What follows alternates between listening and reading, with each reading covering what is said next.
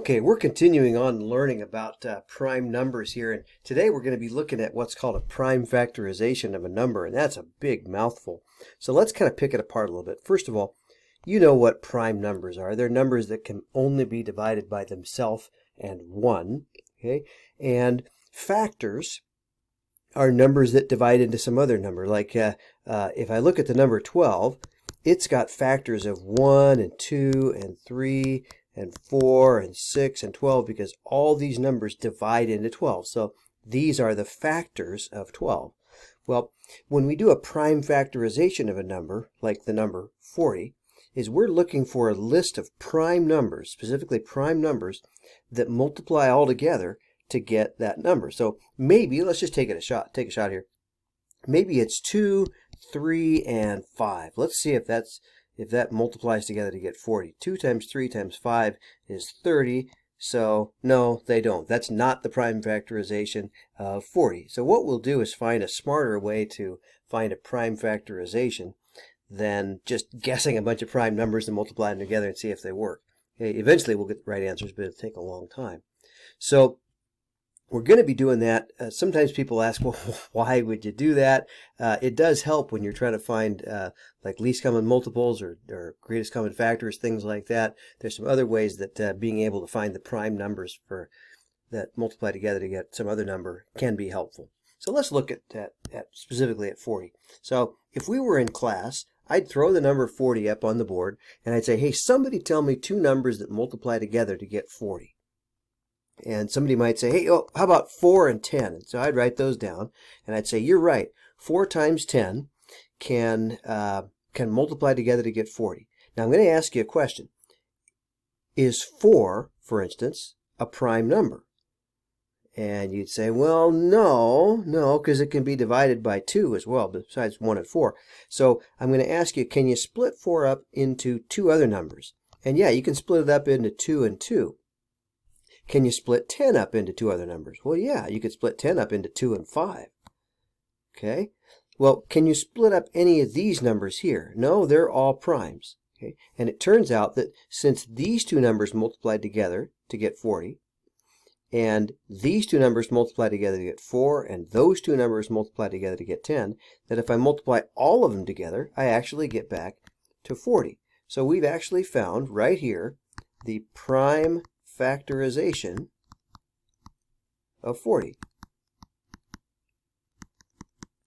Okay, there we go. So what we're going to be doing is just taking whatever number I give you and start splitting it up until we get into, or get all the way down to prime numbers. Now, later on I'm going to ask you if you prefer trees or ladders.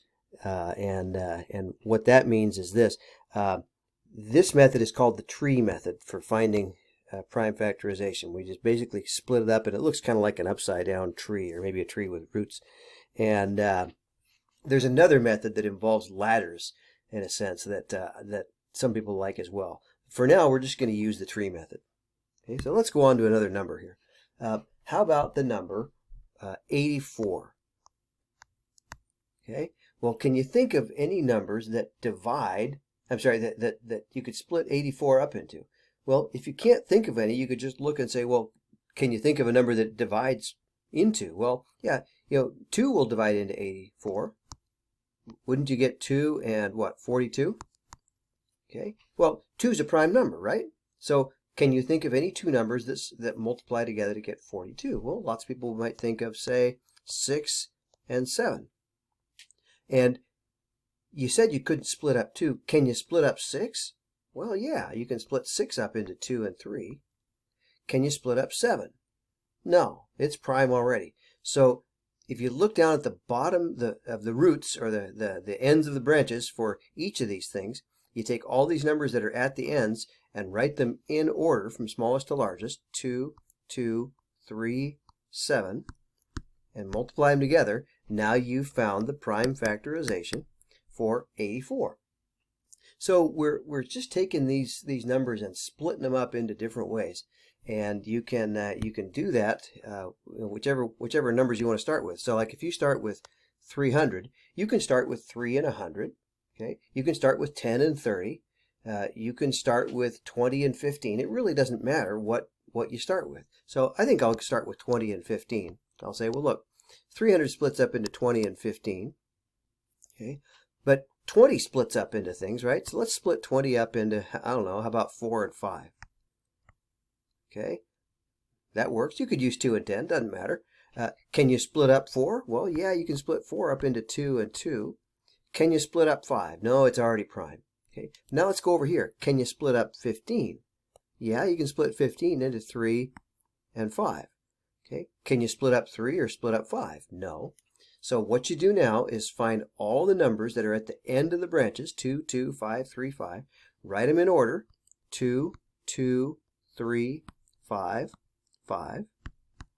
Multiply them together, and that's the prime factorization of 300. Okay? So that's all we're doing is just taking these numbers and just splitting them up into their prime factors. How about this number? How about the number 31? Okay, can you think of any numbers that divide into 31? Well, let's see. 2 doesn't. So 3 doesn't. 4, no. 5, no. 5 is a prime number but doesn't go in. 6, no. 7, no. 8, no. 9, no. 10, 11, 12. You know what? I don't find any numbers that divide into 31. I think 31 is prime already. Okay, so the prime factorization of 31 is 31. Okay, not very interesting, but you just figured out that it's prime.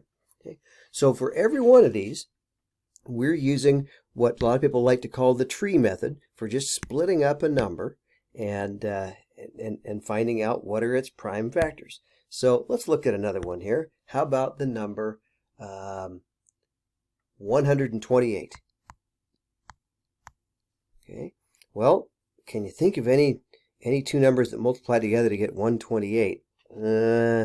Some people have a hard time with that one because it's big, but hey, I do notice it divides by 2, right? Okay. So how about we just say it's 2 and then what's the other number? Well, what's 128 divided by 2? That'd be 64. Okay, well 2 is already prime, right? But can you split 64 up into something? Well, yeah, 64 splits up into what? 8 and 8? That'll work.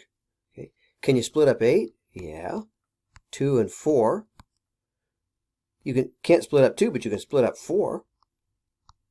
Can you split up this 8? Well, yeah, 2 and 4 again. And you can split that 4 up into 2 and 2.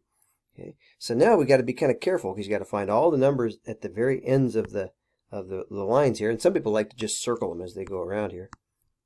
Okay, that's all the numbers at the ends of each thing there, and so it looks like the prime factorization is 2, 2, 2, 2, 2, 2, 2. 1, 2, 3, 4, 5, 6, 7.